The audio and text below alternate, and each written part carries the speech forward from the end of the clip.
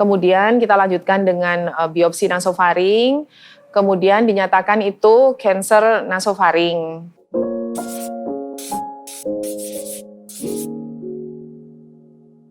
Shalom, saya mau menceritakan kebaikan Tuhan, penyertaan Tuhan Yesus di sepanjang hidup saya.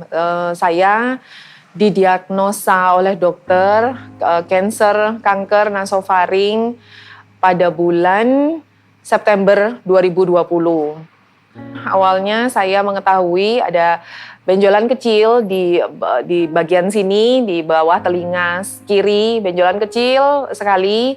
Kemudian dia membesar cukup cepat dalam 1-2 bulan. Akhirnya saya biopsi di September itu, di September 2020. Hasilnya pertama kali biopsi yang di leher sini dikatakan itu penyebaran sel ganas. Kemudian diarahkan oleh dokter patologi untuk biopsi cek nasofaring. Kemudian kita lanjutkan dengan biopsi nasofaring. Kemudian dinyatakan itu kanker nasofaring. Dokter radiologi menyarankan untuk radiasi sebanyak 35 kali.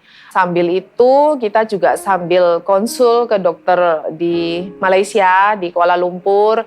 Dokter menyatakan, menginfokan bahwa biasanya kalau sudah di atas stadium 1 harus disertai dengan kemoterapi.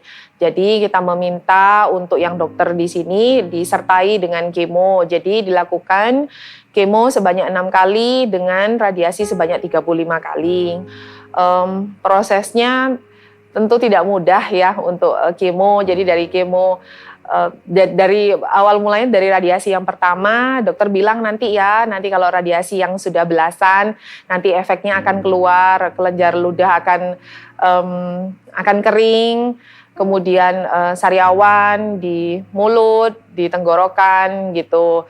Kemudian sejak pandemi ada acara Saat Teduh Pastor Philip and Team, saya mengikuti. Jadi dari awal diagnosa pun kita tetap menonton gitu ya. Ketika badan tidak drop kita usahakan untuk mengikuti. Nah kemudian pada saat teduh bulan Maret, Pastor Philip ada bilang tentang orang yang mengalami maksudnya kelenjar ludahnya tidak normal gitu ya, belum normal. Itu saya langsung mengamini, itu saya Tuhan gitu ya. Ajaibnya besok itu nafsu makan saya kembali normal.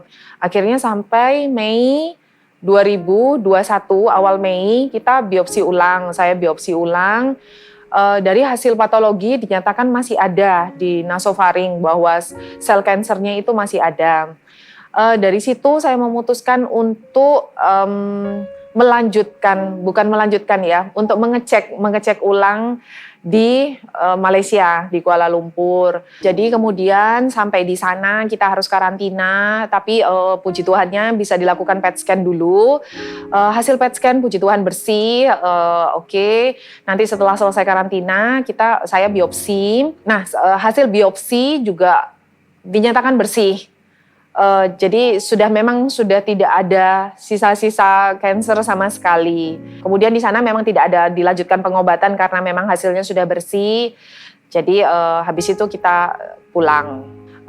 Lalu pada dokter menyarankan untuk selanjutnya untuk rutin kontrol aja ya, rutin check up, rutin cek 3 bulan pertama dulu dari bulan Mei. Jadi ketika bulan September saya berangkat kembali untuk cek, itu pengecekannya lewat MRI karena kalau PET scan jaraknya terlalu dekat itu juga nggak bagus gitu ya. Jadi MRI dan periksa darah, dan puji Tuhannya tetap bersih, tetap sehat semuanya, tidak ada apa-apa lagi. Jadi yang bikin saya kuat untuk menghadapi semua ini dari awal gitu ya. Karena saya percaya saya punya Tuhan yang besar. Jadi Tuhan tuh bilang, maksudnya kita tuh harus benar-benar menyerahkan semuanya ke Tuhan. Tubuh, jiwa, dan rohku, kuserahkan pada Tuhan. Apapun yang terjadi dalam kehidupan saya itu atas seizin Tuhan. Dan Tuhan tetap pegang kendali atas kehidupan saya. Jadi itu yang bikin saya tetap percaya hasil akhir dari Tuhan itu yang terbaik. Jadi kondisi tubuh sekarang memang sudah fit apa gitu ya, tapi untuk dari kelenjar ludah itu memang belum normal. Cuman saya tetap percaya, saya tetap berharap pada Tuhan bahwa itu akan bisa normal nantinya. It's okay sekarang begini, sudah puji syukur banget gitu ya. Nanti saya tetap percaya Tuhan akan sembuhkan, akan normalkan sempurna segala sesuatunya. Saya bersyukur banget sejak awal saya sudah digembalakan di GMS. Saya punya komunitas rohani yang support dari awal ya. Jadi mereka mendoakan, mereka selalu menanyakan kabar.